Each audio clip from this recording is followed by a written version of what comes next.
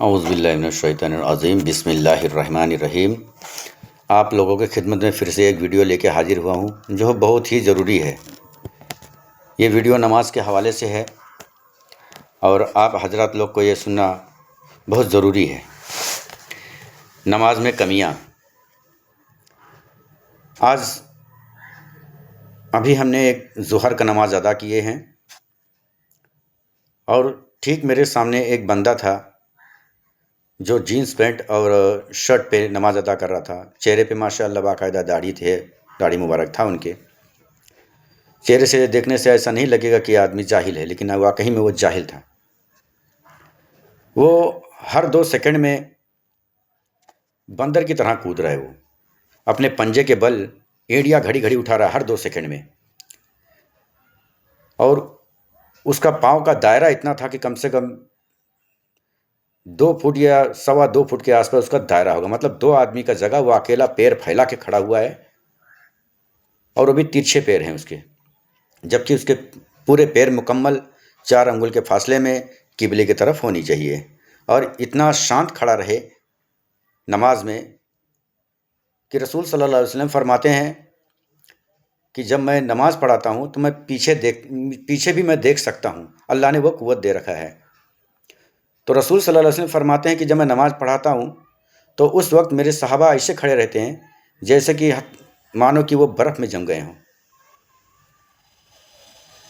اور آج کل کے لوگ ہیں کہ پنجے کے بل اڑیاں مار رہے ہیں، کوئی کھجلی جیسا کھجا رہے ہیں۔ تو میرے بھائی، اس سے نماز ادا نہیں ہوگی آپ کی، غلط۔ آپ نماز میں تو جا رہے ہیں، خود کا تو نماز بربادی کر رہے ہیں، اس کے پیچھے والے جو شخص ہے جس کا بھی دھیان آپ کے اوپر جائے گا، اس کا خیال بدلے گا، کیا کیا سوچے گا وہ من میں، تو اس کا نماز تو آپ نے ڈبائی دیا۔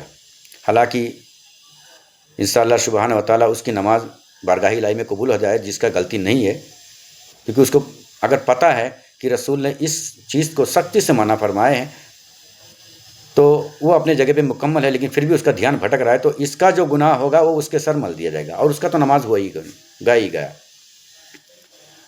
اور ایک غلطیاں ہیں جو نماز میں لوگ سجدے کے درمیان جو موبائل گھڑی یہ سب رکھ دیتے ہیں۔ میرے بھائی، یہ فتنہ بہت ٹرینڈ میں چل رہا ہے، ہر کوئی آتا ہے، پڑھے لکھے بھی ایسے لوگ ہیں کہ ایک دم جاہل کی طرح ہیں۔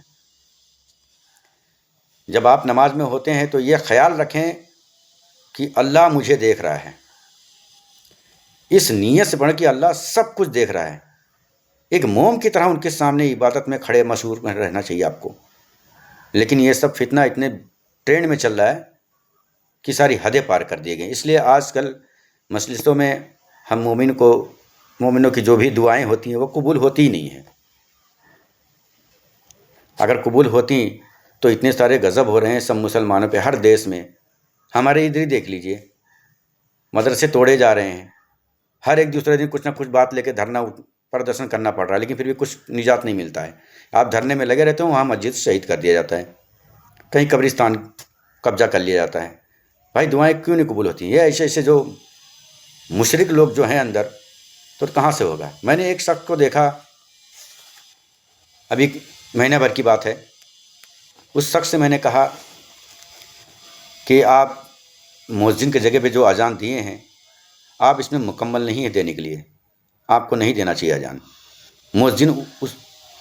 مؤذن کی حیثیت ایک ایسی ہوتی ہے کہ اگر خدا نخواستہ امام صاحب نہ آئے کسی وجہ سے تو مؤذن ان کا جگہ لے سکتا ہے، اس قابل وہ رہے۔ اور اتنی پاک کلمات اپنے لبوں سے نکالنے کے لیے وہ شخص بھی اسی حساب سے رہنا چاہیے۔ لیکن میں نے دیکھا کہ اس کے چہرے پہ نہ تو داڑھی ہے، نہ تو ٹوپی ہے، اور نہ تو کوئی لباس ایسا سنت والا پہنا جس سے رسول صلی اللہ علیہ وسلم کی جو سنت تھی، وہ بھی جینس پینٹ پہنے، اوپر پینٹ موڑا ہوا ہے، شرٹ میں ہے، وہ بھی آدھی آستین، وہ اذان دے رہا ہے، وہ بھی فجر کی اذان۔ تو میں نے اس سے کہا تو کہتا ہے کہ میں صرف قرآن کو مانتا ہوں۔ اب بتائیے، یہ بدعتی، ایسے بدعتی لوگ ہیں وہاں پہ، بولتے ہیں میں قرآن کو نہیں مانتا ہوں، اللہ توبہ، میں قرآن کو صرف مانتا ہوں، حدیث کو نہیں مانتا ہوں، حدیث کو ہم جیسے لوگوں نے لکھا ہے۔ تو میں نے اس سے یہ کہا کہ تو یہ بتا قرآن میں اذان کہاں پہ ہے؟ تو اذان کیسے دیا؟ اذان تو حدیث سے ثابت ہے۔ نبی کریم صلی اللہ علیہ وسلم کے جب بھی ان کے اوپر قرآن نازل ہوا، اس کے کچھ وقت سے بعد تب جا کے اذان کا نیاز ہوا۔ تب یہ اذان تم کیسے دیے؟ کون سے اس پہ بیس پہ دیا آپ نے؟ آپ تو بولتے ہیں میں قرآن کے سوا کسی چیز کو نہیں مانتا، حدیث تو ایک عام انسان نے لکھا ہے۔ ایسی کچھ بحث چلی اس کے ساتھ، تو بحث میں ہر چیز میں وہ الٹا ہی جواب دیتے آ رہا ہے، صرف قرآن کی ہی بات کر رہا ہے۔ تو میں سمجھ گیا یہ جاہل سے بات کر کے کچھ فائدہ نہیں ہے، یہ بدعتی یا مشرک ہے یہ ایک دم۔ ایسے بہت سے لوگ ہیں جو آپ لوگوں کے بیچ میں رہتے ہیں، خود کا تو نماز جا ہی گیا، آپ لوگوں کا بھی نماز خراب کیے رہتے ہیں۔ بعض لوگوں کو میں نے ایسا دیکھا ہے کہ ناخن صاف کر رہے ہیں وہیں ڈال دے رہے ہیں۔ کچھ لوگ کھانا کھا کے آئے ہیں، وضو کر کے آئے ہیں، وضو کرنے کے بعد مسجد میں آ رہے ہیں، سیدھا دانت میں انگلی ڈال کے کیا معلوم کون سا کچرا نکال کے جو کھائے پیے ہوں گے وہ وہیں مسجد میں جھڑک دے رہے ہیں۔ بتائیے کیا اس سے آپ کی نماز ہو جائے گی یا اس سے کوئی دعا قبول ہوگی؟ الٹا گناہ کا حقدار ہوگا۔ مجلس ایک پاک جگہ ہے جہاں پہ 70,000 فرشتے وہاں کے لیے دعائیں کرتے ہیں، اس مسجد کے لیے۔ ایسی جگہ پہ یا ایسے جاہل لوگ ہیں۔ وضو میں بھی کچھ لوگ غلطی کرتے ہیں، غلطی یہ کرتے ہیں کہ ٹھیک سے مسح نہیں کرتے ہیں۔ اور نبی کریم صلی اللہ علیہ وسلم نے فرمایا جو بھی وضو کی نیت کرے اور اس کے بعد پہلا کلمہ پڑھے اور وضو مکمل ہونے کے بعد اس کے بعد دوسرا کلمہ شہادت پڑھے، اس کے لیے میں اس دن گواہ رہوں گا، اس پر میری شفا واجب ہو گئی۔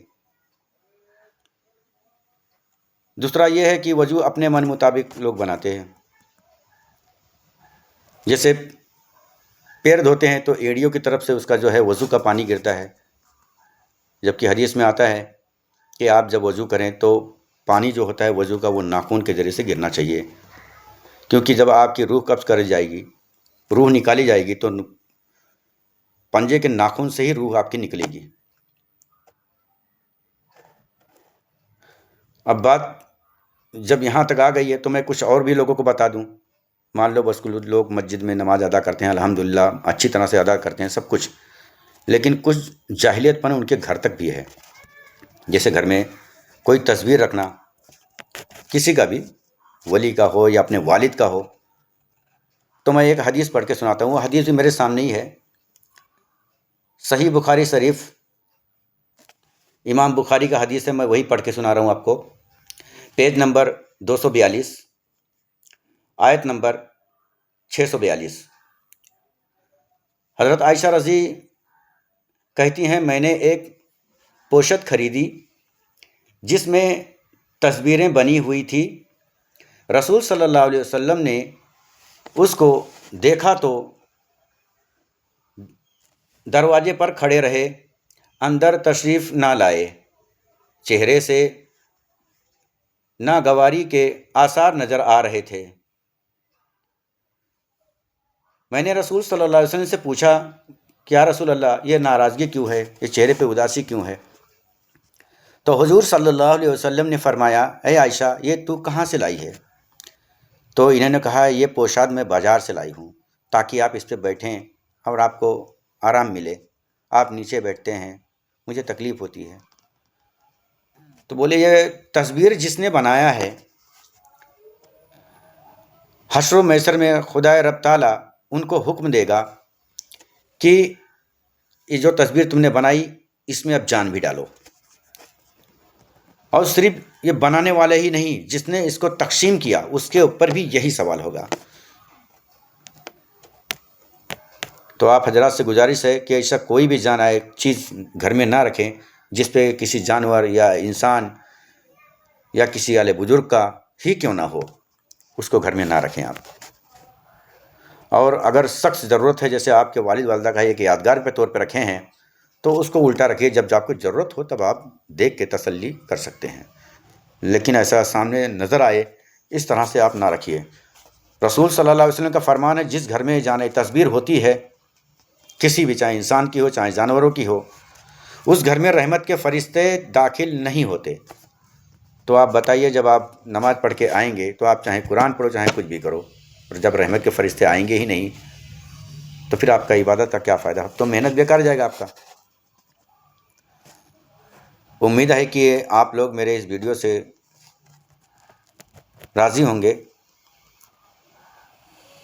اور جو لوگ اس پہ عمل کیے تو الحمدللہ دعا کرتا ہوں یا اللہ ہر مسلمان مومن کو کہ میرے اس دیے ہوئے اس سنائے ہوئے حدیث پہ عمل کرنے کی توفیق عطا فرمائے اور اس پہ قائم رہنے کی توفیق عطا فرمائے، اور جو بھی ان کے اوپر کوئی مصیبت ہو تو یا اللہ ان پہ رحم کریں، اور بھی انہیں دینی علم تعلیم سیکھنے اور سمجھنے کی توفیق عطا فرمائے، اور ذہنی طور پہ انہیں ہر قرآن حدیث کی علم کی توفیق عطا فرمائے۔ اتنی تو سہولیت ہونی چاہیے ہم لوگوں میں کہ ہم بھی اپنے طرف سے علم حاصل کرنے کی کوشش کریں۔ اب وہ دور نہیں رہا کہ بسم اللہ پڑھ کے مٹی پہ دم کر دو تو وہ مٹی سے پوری بیماری سے شفا ہو جاتا تھا۔ آج کا حالات ایسے ہے میرے بھائی کہ ہمیں پڑھنے کا تو علم پوری طرح سے ہو گیا، ہم پوری قرآن پڑھ سکتے ہیں، لیکن جو ہمارا ایمان ہے وہ ایک دم کچا ہو چکا ہے۔ طریقہ نہیں رکھتے نا ہم، جس طریقے پہ رسول نے بتایا اس طریقے پہ ہم چلتے نہیں، اس پہ عمل ہی نہیں کرتے۔ آج کا حالت ایسا ہے کہ پوری کی پوری قرآن پڑھ ڈالو، اتنا ذرہ برابر بھی آپ کو شفا نہیں ملے گا، کیونکہ عقیدہ صحیح نہیں ہے ہم لوگ کا۔ میرے بھائی عقیدہ کو بدلنے کی ضرورت ہے۔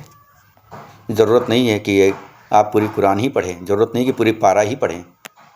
حضور صلی اللہ علیہ وسلم نے فرمایا کہ جس شخص نے سچے دل سے آنکھیں نمی کے ساتھ 3 بار مرتبہ اگر سورہ اخلاص بھی پڑھ لے اور اس حالت میں اس کی موت ہو جائے تو حضور صلی اللہ علیہ وسلم کا فرمان ہے کہ وہ سورہ اخلاص پوری قرآن بن کے اس کے قبر میں اترے گی۔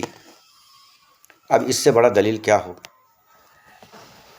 میرے مومن بھائی، جب نماز میں آپ لوگ جائیں تو پورے احترام سے جائیں۔ دیکھیے جب کہیں آپ کے اوپر کوئی ظلم جاتی یا کسی کیس میں آپ مبتلا ہو جاتے ہیں اسی شہر میں، اور آپ کے اوپر کوئی بہت بڑی مصیبت آ جاتی ہے، جب آپ کو حاضر کیا جاتا ہے کہ بڑے صاحب کے سامنے، تو آپ کتنے تمیز سے کھڑا ہوتے ہوں گے، وہاں پہ بیٹھنے کی بھی ضرورت نہیں کریں گے، اور کھڑے ہوں گے تو جیسے موم کی طرح جم گئے ہو اور دہشت سی طرح جمے رہتے ہو، اس طرح سے اس کے سامنے کھڑے ہوتے۔ اس کی کیا حیثیت ہے؟ وہ بھی تمہاری طرح انسان ہے، وہ بھی مرے گا، اس کو بھی درد ہوتا ہے جتنا تم کو درد ہوتا ہے، اور جتنے تمہیں خوف ہوگا اتنے ہی خوف اس پولیس والے کو بھی ہوگا اگر ایک غلطی میں وہ پکڑا جائے تو۔ اتنا ہونے کے باوجود بھی اس کے سامنے اتنے رحمی سے نرمی سے کھڑے رہتے ہو کہ ایسا نہ ہو کہ کچھ اور گڑبڑ ہو جائے۔ وہ سوچتے ہو کہ اگر میں اس طرح کھڑا رہوں اس کے سامنے ہاتھ جوڑے چپ چاپ کھڑے رہوں تو شاید مجھ پر رحم کر دے، مطلب یہ امید اندر لگائے رکھتے ہو۔ تو سوچو وہ دنیا کا پورے کائنات کا مالک وہ رحمان، جب اس کے گھر میں ہم جاتے ہیں تو ہمیں کیسے اس کے سامنے کھڑا رہنا چاہیے؟ میرے بھائی بہت سی غلطیاں ہیں میں کیا ہی بتاؤں، میں اپنے آنکھوں سے جو دیکھا وہی میں نے آپ سے بتایا میں نے، اور الحمدللہ میں ابھی نماز پڑھ کے آیا ہوں، آدھا گھنٹہ ہو گیا مجھے نماز پڑھ کے آ کے، میں جھوٹ نہیں کہوں گا۔ اس بات کے لیے میں حشر و محشر میں خود گواہ بنوں گا اس بات کی۔